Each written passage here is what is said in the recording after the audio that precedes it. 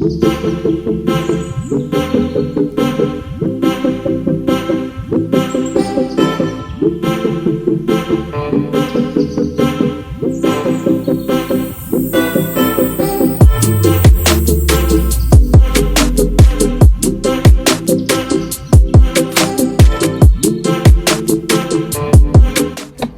everyone, my name is Kendi Buitala.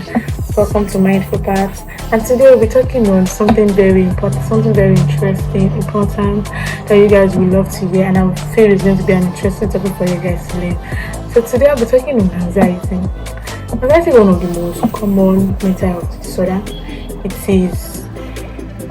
It involves excessive fear, worry, which affects our daily lives. So anxiety is just basically when you have feelings of like when you are nervous, you are restless. It's also like a normal stress.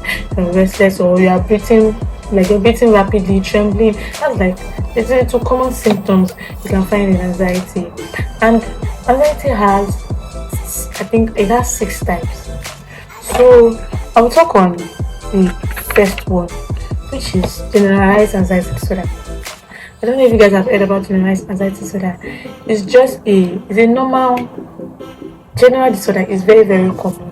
Just a normal fear of something. It could be you want to do something and you just have this fear, this nervous. You're just nervous. You're scared to like do this particular thing.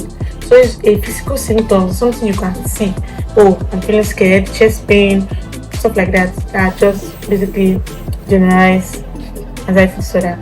Then the second one is panic disorder. Panic disorder, it could be at its peak, because I've known some people who had panic disorder, that it could be a fear of something can make the person, because I know there's some symptoms when I see someone that has like symptoms of panic disorder. The person could be having this chest pain, the person could be shaking, be scared, like sometimes the person could be crying. So like panic disorder can be high, like it can be very bad. So sometimes I think I had an experience of someone who had panic disorder. So it was so scary. I was scared for the person because I thought the person enemy was going to die. The person was going to die, but the person was just having this chest pain, like serious chest pain. The person was really crying seriously, and when we got to the hospital, they did some tests. We did some what they call the name of this. I've forgotten the name they call it. I don't know if it's called X-ray or for the chest. They did the brain scan. They did the chest scan, and the only thing I know they could find in the brain scan was probably what the person was thinking. But the chest scan, we actually thinking maybe there was something actually wrong. Maybe the person has chest issues, or maybe, and there was like there's actually nothing wrong with his chest. Like he doesn't have any issue in his chest according to the scan that was done. He had nothing in. So it was basically something. It was mental related. It wasn't anything as to the internal part of the body for this thing. So they just considered that probably he has panic attack and he just need a what's it called? He needs just a therapy, just to talk and everything.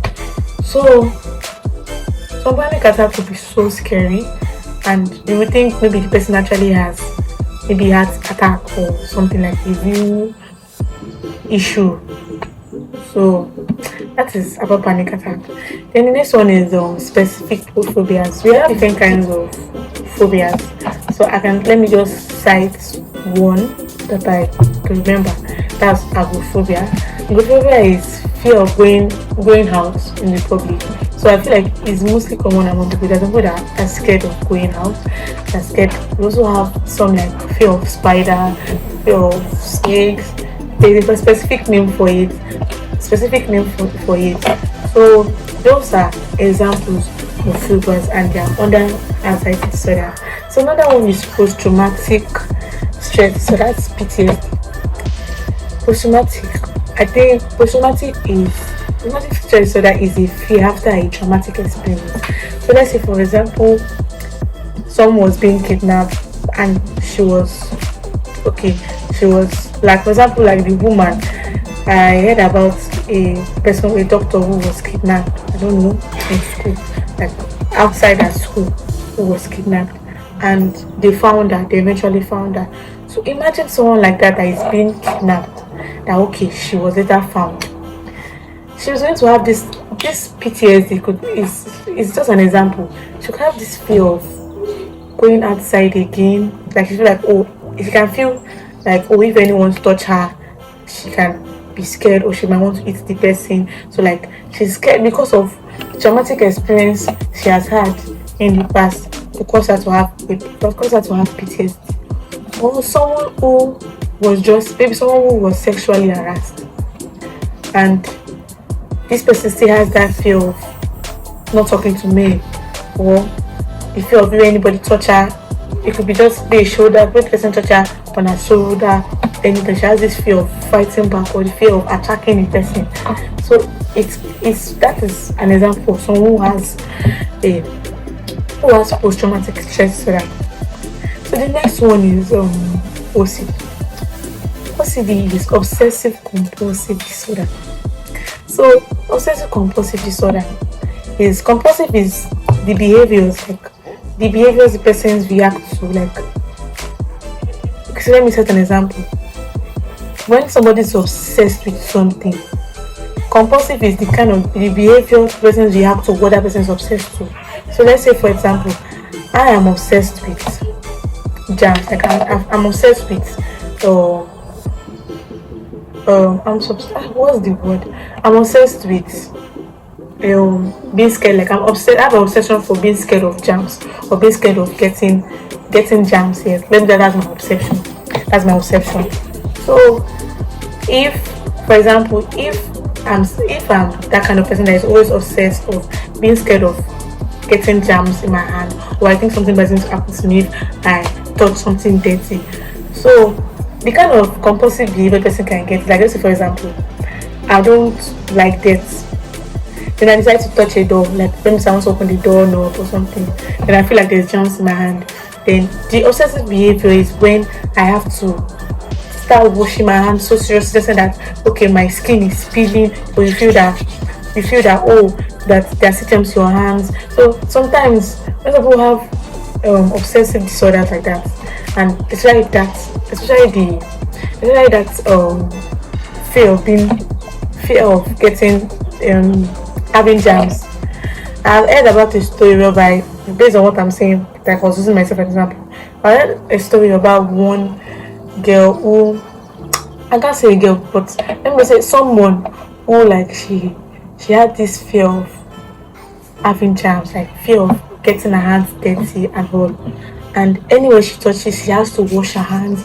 She has to wash it so seriously that that she gets to injure herself. So like that is like that's a compulsive behavior. That means the person is having this fear, like this person is washing her hands, or he or she's washing his hands, and like, oh, I'm scared, I don't want to get germs, I don't want to get this, I don't want to get that, things like that. That's like an example of someone who has a compulsive behavior.